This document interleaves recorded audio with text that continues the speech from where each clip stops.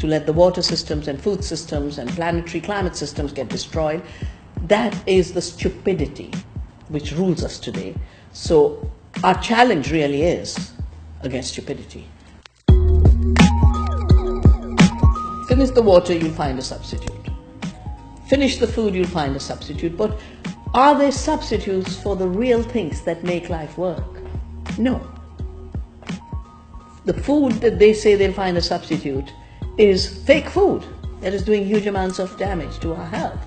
And in water anyway they can't create it, they can steal it. So the powerful go to poorer communities to divert more water.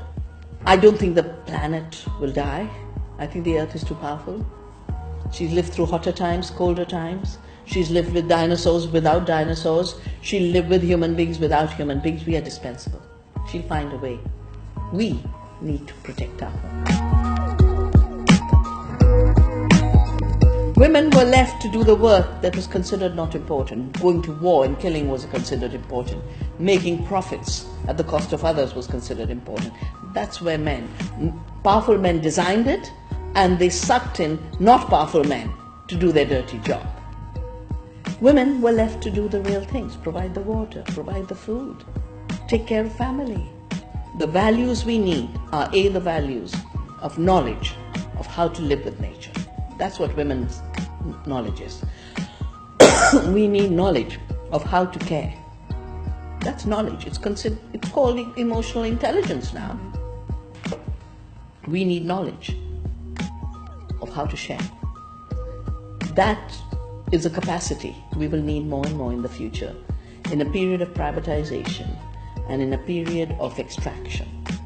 So women, with their caring and sharing, will be the teachers of how to be human in the future.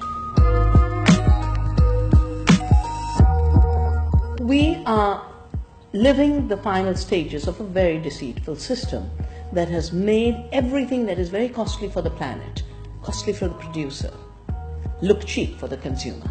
So very high cost production with GMOs and patents and royalties and fossil fuel is made to look like cheap food. Very costly production that kills the girls in Bangladesh in slave factories is made to look like cheap clothing. This is a fake cheap. In this period of the end of the world, how do we sow the seeds of a possible world?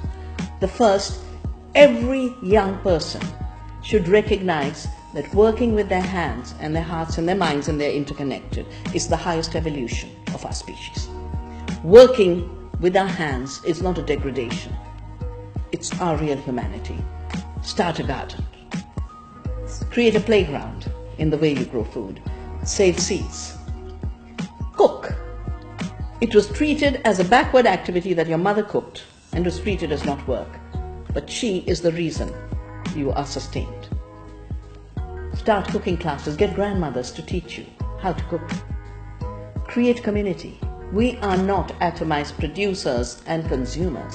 We are part of the earth family. We are part of a human family. We are part of a food community.